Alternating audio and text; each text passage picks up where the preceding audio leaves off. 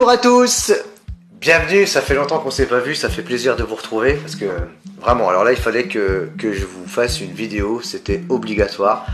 Le pain, on fait du pain, ce qu'on appelle du pain zéro glucide, du pain sans gluten, du pain sans sucre, vous l'avez bien compris.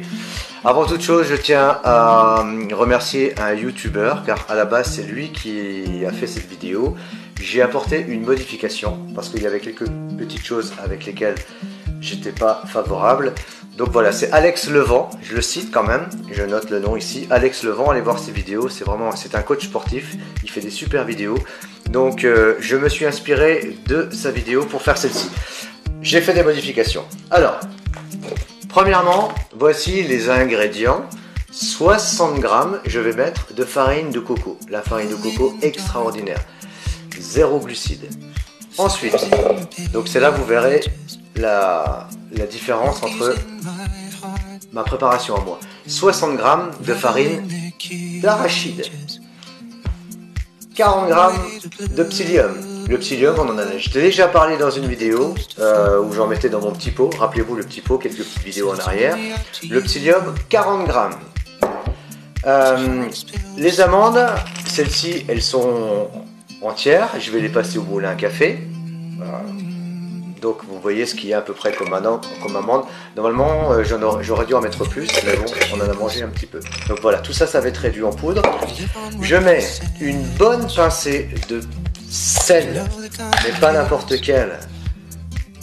Du sel de l'Himalaya, du sel rose de l'Himalaya. C'est un sel extraordinaire, il ne contient pas d'iode, il contient plus de 80 oligo-éléments. On a appelé ça le sel des rois. Renseignez-vous, le sel rose de l'Himalaya, c'est extraordinaire. Dedans, j'y mets 4 dans la pâte, donc 4 bonnes cuillères à soupe de vinaigre de cidre biologique. Et nous, on est pratiquement à côté du Morvan, donc forcément on est local. 2 sachets, c'est un endroit, oui, 2 sachets de poudre à lever, donc sans gluten, c'est écrit où, je ne sais pas, c'est écrit quelque part, oui, sans gluten et sans phosphate, c'est pas mal. Voilà, ensuite, au niveau des œufs, voilà, c'est pratiquement terminé, 2 œufs entiers et 3 blancs. Et vous verrez, le jaune, on ne le jette pas, puisque le jaune, on va le passer au pinceau sur nos petits pains. Donc écoutez, moi ce que je vais faire la pâte. Ah oui, j'ai oublié, 450 grammes d'eau qu'on mettra à la pâte. Donc je vous ai inscrit tous les ingrédients ici, vous le voyez juste à côté sur votre écran. Donc eh bien, écoutez, moi je vais préparer la pâte et je vous retrouve tout de suite après. Allez, salut, à tout de suite. Et ben voilà, c'est fait. Donc on a tout mélangé, les ingrédients, hein. On a pensé que c'était pas la peine de filmer ça parce que vous savez comment on fait. Donc voilà. Donc, alors après on fait ce qu'on veut. Des petites boules, façon burger. On peut faire. Alors moi j'aime bien faire style de baguette comme ça. Voilà. Donc, alors c'est parti. Vous voyez la pâte, c'est très facile à malaxer. Vous allez voir, hein, c'est chouette comme tout. Alors pendant ce temps-là, le four est déjà en préchauffage. Alors pour le four, écoutez bien, on va le noter ici. On préchauffe 5 à 10 minutes et ensuite pendant 45 minutes à 180 degrés. Alors avec un four à chaleur tournante, c'est mieux. Mais si on n'en a pas, c'est pas grave. On tournera la plaque à l'intérieur. Voilà. Ce qui est important, une pâte, c'est de bien la malaxer. Ouais. Ah, regardez ça. On va avoir des petits pains faits maison. J'aime autant vous dire que ça le matin au petit déjeuner, c'est énorme. N'est-ce pas la chérie qui filme? Tout à fait. Ah, oui. C'est éclatage, ah, c'est vrai. Le seul problème, je vais vous le dire, hein, le seul problème c'est que quand on fait ça, je ne sais pas pourquoi ça disparaît très très vite. Je ne sais pas ce qui se passe. Peut-être des petites souris dans la maison. Ah non, c'est toi. Allez, je t'embête quand même un peu parce que je filme quand même. Alors voilà, regardez un peu, voilà. Et bon, je termine et puis tu reviens tout de suite après. On fait comme ça. Allez, je termine mes petits peignes. Et voilà, des petites boules de désallongées. Voilà, donc on a fait un peu plusieurs choses. Alors pour terminer, ça c'est une idée de ma chérie, vraiment remarquable. Elle a toujours des bonnes idées de toute façon. Merci mon père. de faire des petits traits comme ça, car elle a dit que, qu'est-ce que ça faisait ça... Ça permet le fait de faire des sillons au niveau de la cuisson, de faire lever la pâte. Voilà, de faire des sillons au niveau de la cuisson. Voilà, très très bien. Donc ensuite, le jaune d'œuf, donc j'ai conservé des œufs. On ne le jette pas, hein, quand même.